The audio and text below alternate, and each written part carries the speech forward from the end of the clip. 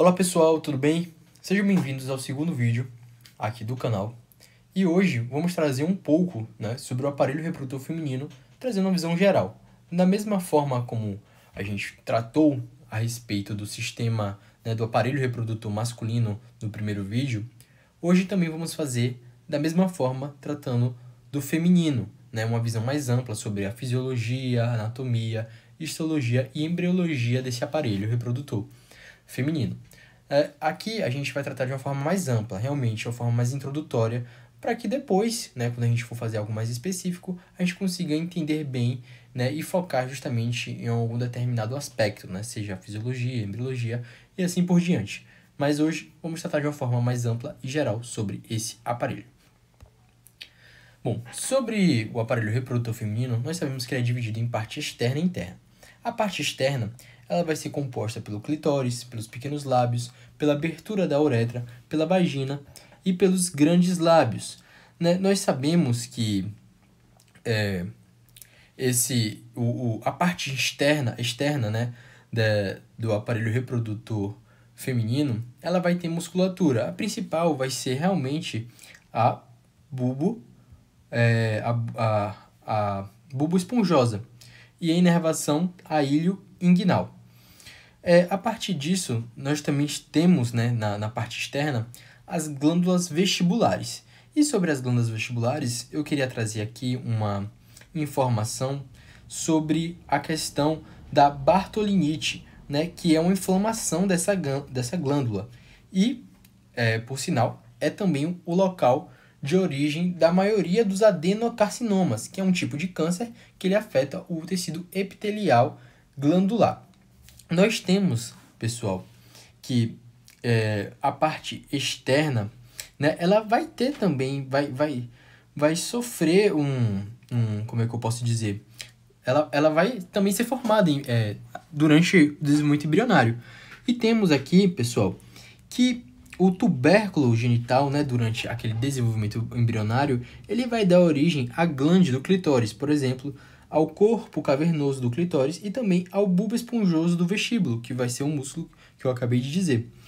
Temos também que as pregas urogenitais, e também a placa urogenital e da glande vai dar origem aos pequenos lábios durante, que são, que eu posso dizer que são rudimentos presuntivos, dessa formação, e também que as pregas labioescrotais vão dar origem aos grandes lábios da parte externa, pessoal.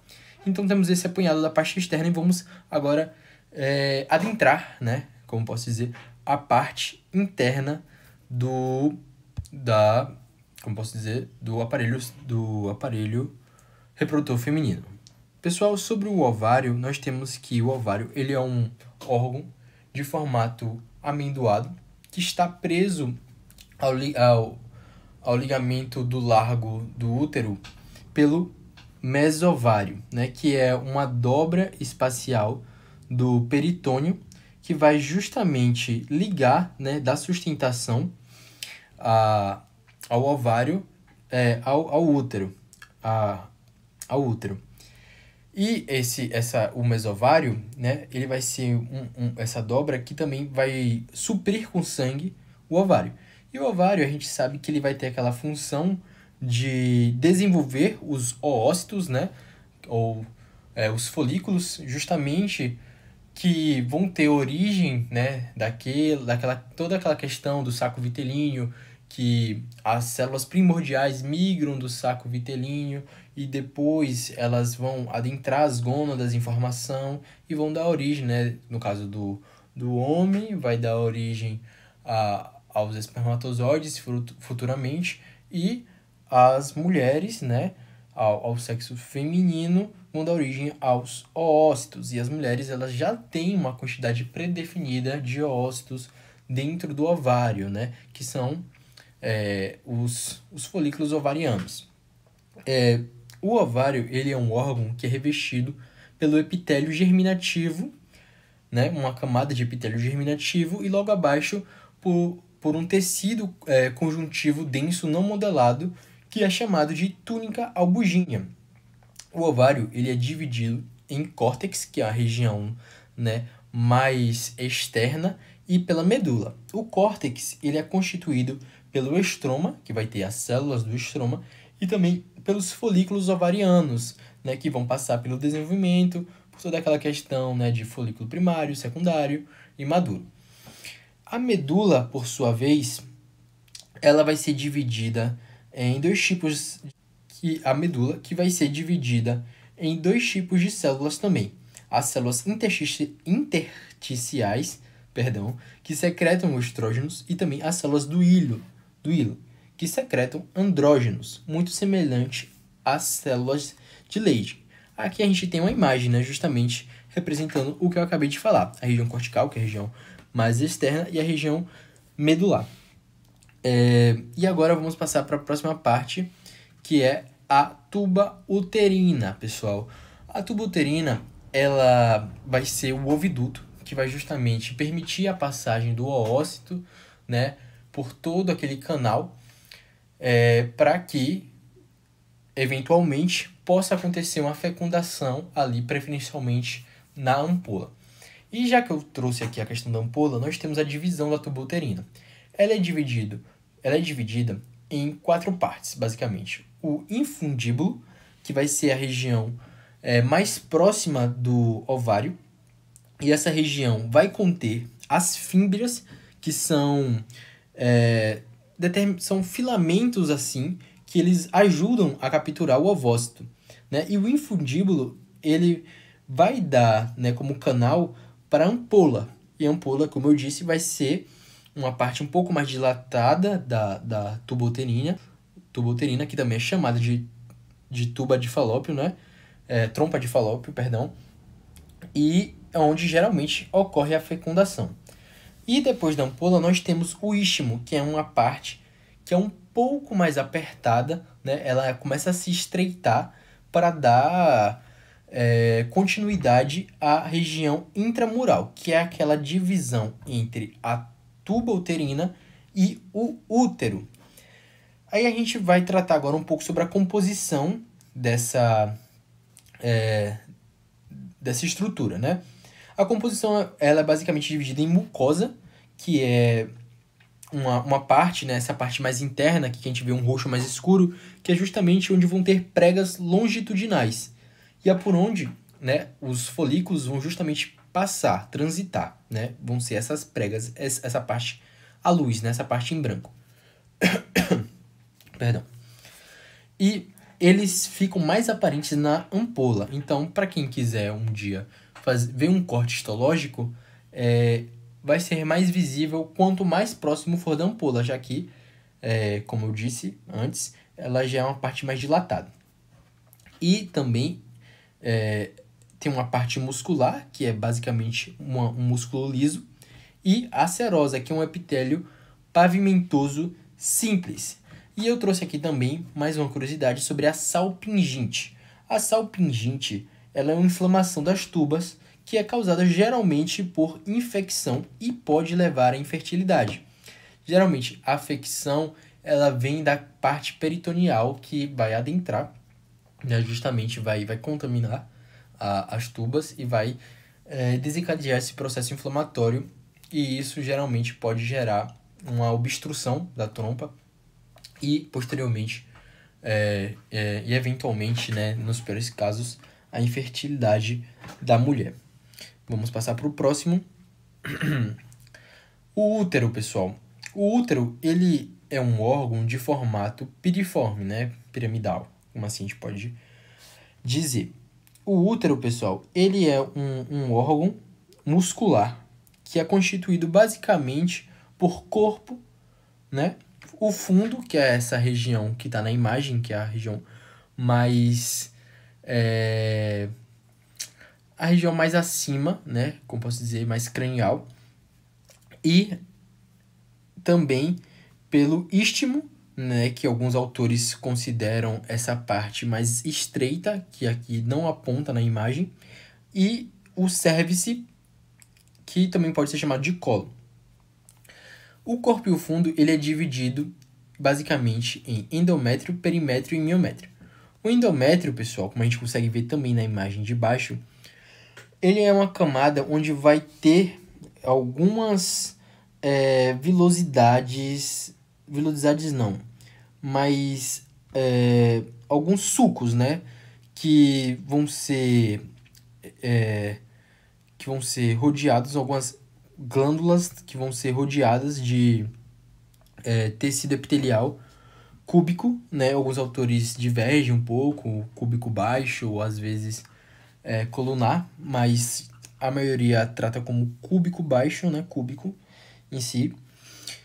E o endométrio, ele vai ser dividido, pessoal, em camada funcional e camada basal. A camada funcional, ela vai ser a parte que descama com a menstruação, né? Ela vai ter artérias em formato helicoidal e a camada basal, por sua vez, ela regenera a camada funcional e as artérias dessa parte já são artérias retas, né?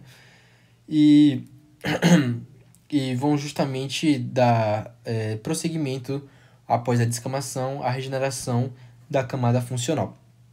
O miométrio, ele é uma camada muscular, de músculo liso, né? Que vai ajudar também nas contrações uterinas, né? Vai ser responsável pelas contrações uterinas. A camada externa e interna, ela tem um músculo longitudinal, né? Essa à sua disposição. E a camada média, por sua vez, ela vai ser ricamente vascularizada e vai apresentar um músculo circular. Quando o útero ele se estreita e vai se aproximando do cérvix, né? Ele vai diminuindo a quantidade de músculo, de tecido muscular, que vai dando espaço, por sua vez, ao tecido conjuntivo, que contém fibras elásticas e um pequeno número de fibras musculares que vão estar dispersas, né, ao longo dessa estrutura do colo. E o tamanho e o número das células musculares lisas, elas vão estar relacionadas ao nível de estrogênio, né? E por isso que durante a gravidez, as fibras musculares elas vão ser maiores e mais numerosas, o que ocorre inversamente durante o término da menstruação, onde elas vão ser menores e menos numerosas. Falar um pouco sobre o perimétrio, ele vai ser uma camada que vai estar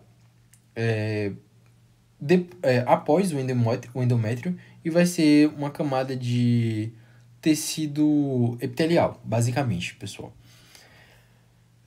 As contrações uterinas, elas ocorrem por estímulo sexual, pela menstruação e também no parto. E no parto vai ter aquela questão rítmica, né?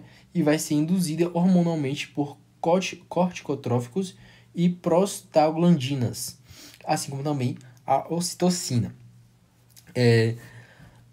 Quando a gente fala um pouco sobre o cérvix, a gente tem que entender que a luz do cérvix ela é revestida por epitélio colunar simples. E na superfície mais externa, onde o cérvix ele vai fazer uma protusão na vagina, vai estar coberto por epitélio pavimentoso estratificado não queratinizado. A mucosa cervical ela contém glândulas cervicais que vão secretar, né, algumas substâncias. E a parede do cérvix ela vai ser constituída principalmente por tecido conjuntivo denso, que contém poucas fibras musculares lisas que vão estar dispersas, como eu disse anteriormente.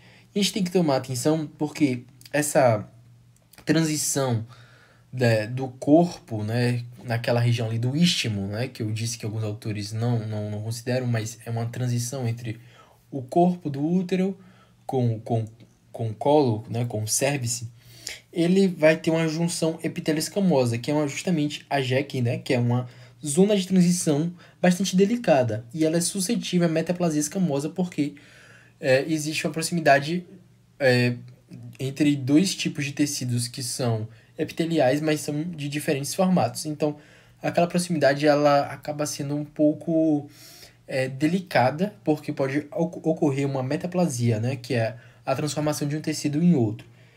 E eu também queria trazer aqui a questão da relaxina, né, que ela vai induzir a lise de colágeno na parede cervical, durante o parto, e isso leva ao amolecimento do colo, né, do colo do útero e facilita a dilatação durante o parto.